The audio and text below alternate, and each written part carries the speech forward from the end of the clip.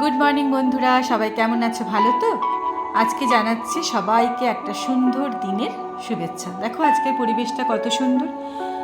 আজকে আর তোমাদেরকে আমি রোজকার মতো রান্না বান্না ঘর গোছানো এসব কিছুই দেখাবো না। আজকে তোমাদের সাথে একদম নির্ভেজাল একটা আড্ডা মারবো, বেশ একটু গল্প করব। কি হয় বলো তো, ঘরে সবসময় একা একা থাকি তো, তখন মনে হয় একটু গল্প করার কেউ থাকলে বেশ ভালো হতো, তাই না বলো? তো চলো আজকে তোমাদের সাথে একটা সুন্দর গল্পই শেয়ার করি।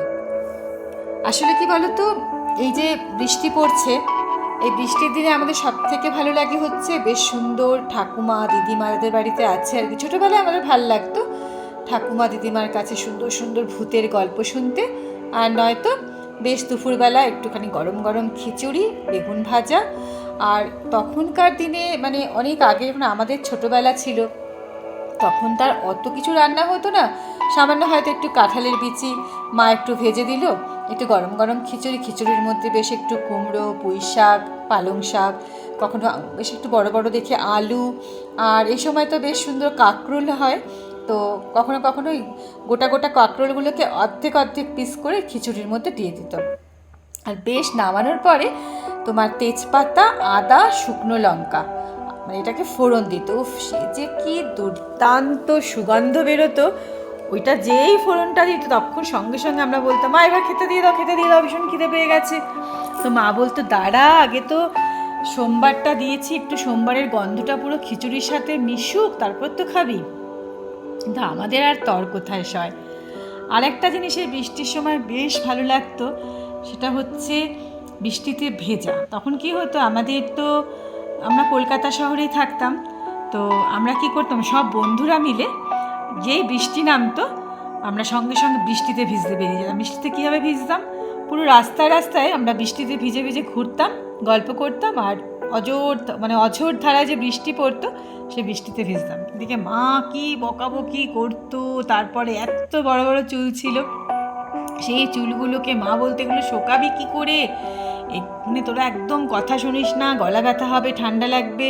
তবে এটাও ঠিক, তখন কিন্তু এত গলা ব্যথাও ছিল না, ঠান্ডা লাগাও ছিল না, জ্বরও ছিল না। হতো না তা না, হতো নিশ্চয়ই, একটু আধটু হতো, কিন্তু তার সঙ্গে কিন্তু চলতো নির্ভেজাল এই আড্ডাগুলো।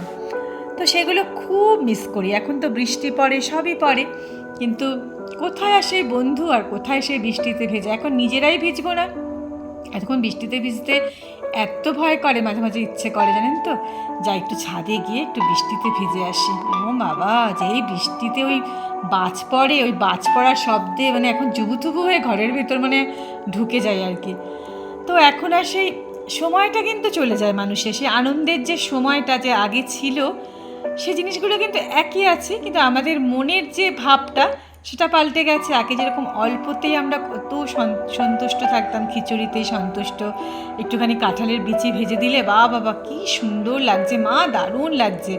এমনকি বৃষ্টির সময় কী হতো, বিকেলবেলার দিকে অনেক সময় মা একটু শুকনো মানে কড়াইতে একটুখানি শুকনো বাদাম আর চিড়ে ভেজে দিত, আর সেটা আমরা সর্ষের তেল দিয়ে একটুখানি মেখে সেটা আমরা খেতাম। কখনো কখনো ওর মধ্যে শুকনো বাদাম ভেজেও মা দিত।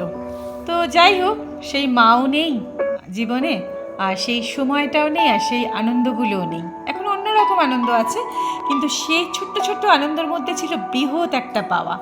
তো এরকম ছোট ছোট গল্প নিয়ে আসবে বন্ধুরা, সঙ্গে থাকুন।